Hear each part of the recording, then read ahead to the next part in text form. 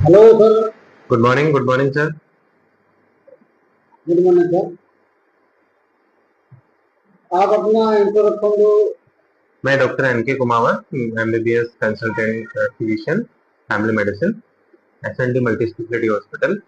और हॉस्पिटल का जो एड्रेस है वो Mangalam green avenue, Benar road, Sundardungar. Iron deficiency anaemia क्या है?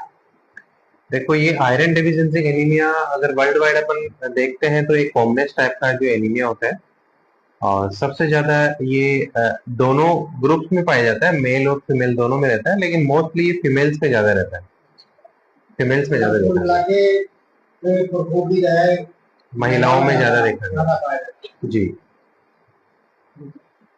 आगे तो इसके डेफिशिएंसी के अनेकों कारण हैं, जिसमें महिलाएं क्या होती है कि एक तो थोड़ी डाइट कॉन्शियस रहती है, तो वो इंटेक कम करती है, खाने का इंटेक कम करती है।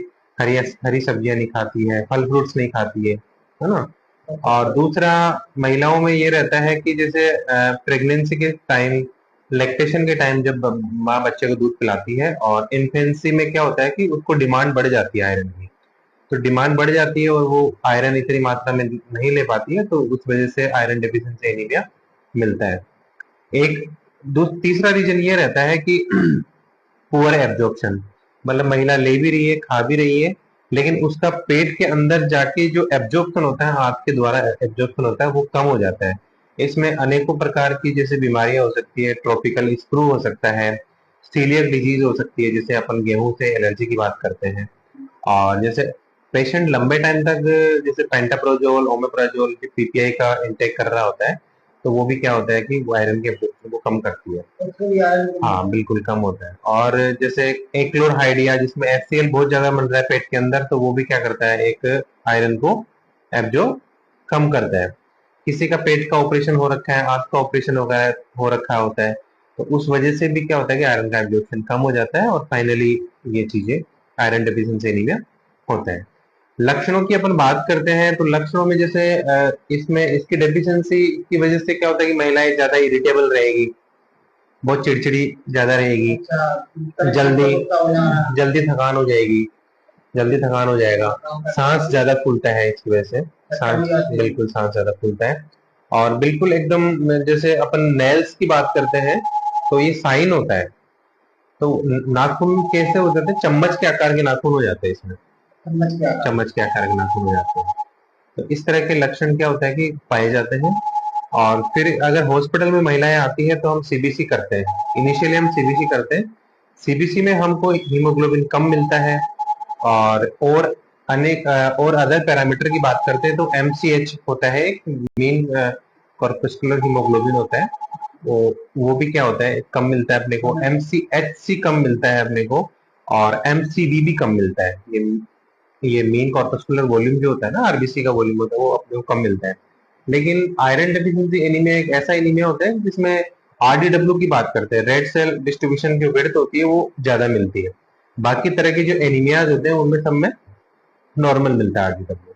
तो इस तरह से हम सीबीसी से आइडेंटिफाई इसको करते हैं। फर्दर फिर हम जाते हैं कि इसका पेरिफेरल ब्लड फिल्म करवाते हैं। पेरिफेरल ब्लड फिल्म में हमको छोटे छोटे आकार की आरबीसी वगैरह मिलती है, तो माइक्रोसाइटिक हाइपोक्रोमिक एनीमिया हमको देखने को मिलता है। तो इस तरह का ये एनीमिया होता है, माइक्रोसाइटिक हाइपोक्रोमिक एनीमिया होता है। उसके बाद में हम जैसे और अदर टेस्ट पे जाते हैं, अगर डेप्थ में जाते हैं तो हम सीरम आयरन करवाते हैं, इसमें सीरम फेरेटिन करवाते हैं, और टोटल आयरन बाइंडिंग कैपेसिटी करवाते हैं।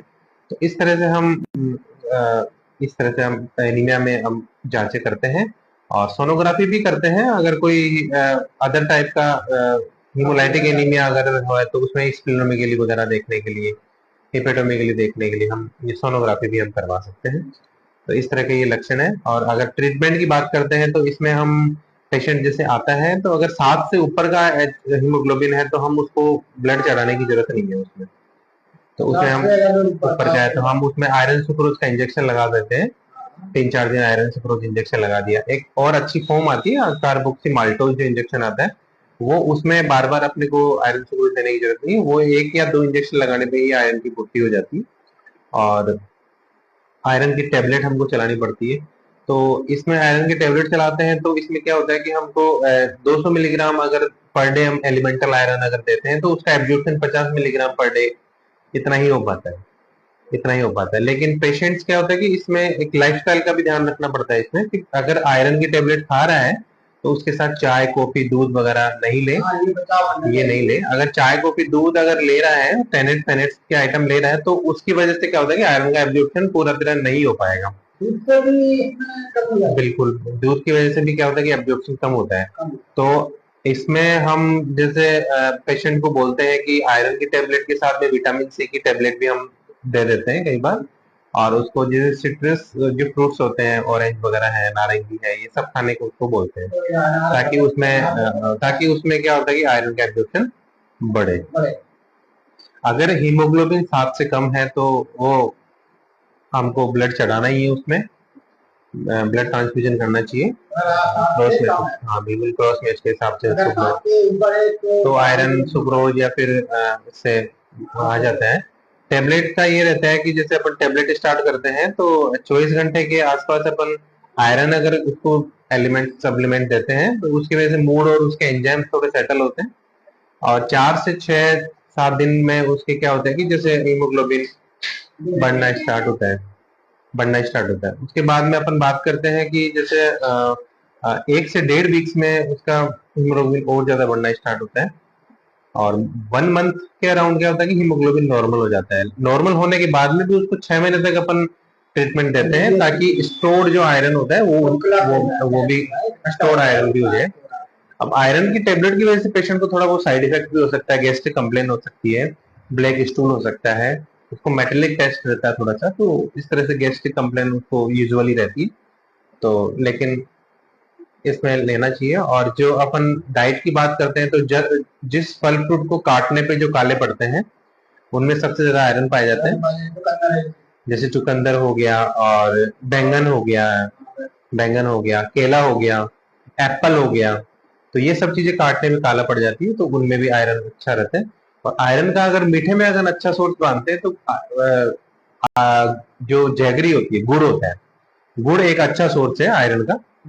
और अपन बात करते हैं, बिल्कुल कर सकते हैं। गुड़ में सबसे jaggery is the good source of iron. सबसे ज्यादा अच्छा सोर्स जो होता है ना आयरन का, वो जैगरी होता है, गुड़ होता है। उसके बाद में हरी सब्जियां अगर खाने के लिए रिकमेंड करते हैं, जैसे पालक हो गया, बथुआ हो गया, इस तरह की चीजें हम पेशेंट को बोलते हैं कि ये सब चीजों का सेवन करें। और तो इस तरह से आयरन का हम फुलफिल कर सकते हैं। ठीक है sir, thank you so much. Loud